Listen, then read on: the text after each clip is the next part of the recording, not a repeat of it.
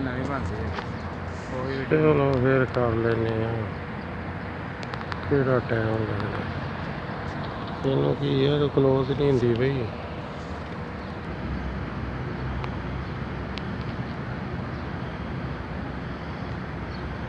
ਇਹ ਖੂਹਾਂ ਮੁਬਾਰਕ ਹੈ ਸਾਰੀ ਰਿਹਾਇਸ਼ ਅम्मा ज़ैनब रज़ी अल्लाह तआला अन्हा दी है। ਇਹਨੂੰ ਸਾਊਦੀਆ ਨੇ ਢਾਣ ਦੀ ਪੂਰੀ ਕੋਸ਼ਿਸ਼ ਕੀਤੀ ਹੈ ਪਰ ਢਾਹ ਨਹੀਂ ਸਕੇ। ਇੱਥੇ ਆ ਕੇ ਕਰੇਨਾਂ ਤੱਕ ਫੇਲ ਹੋ ਗਈਆਂ ਨੇ।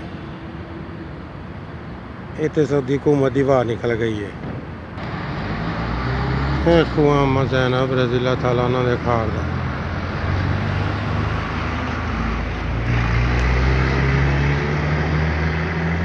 ਤੇ ਨਾਲ ਹੈ ਹਮਾਮ ਕੂਏ ਦੇ ਨਾਲ ਹੀ।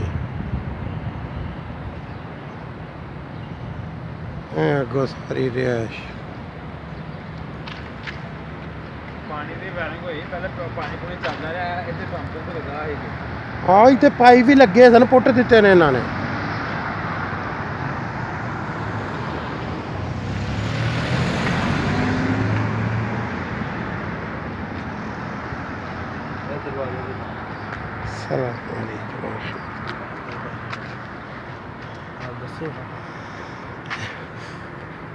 अम्मा ज़ैनब रज़ी अल्लाह तआला अन्हा घर का अंदर का मंजर है। इत्थे आके खलो के खिच के साह लवो तो इहो जिहियां खुशबूआं आउणगियां जिहड़ियां तुसीं कदी जिंदगी च भी नहीं सूंघियां होणगियां।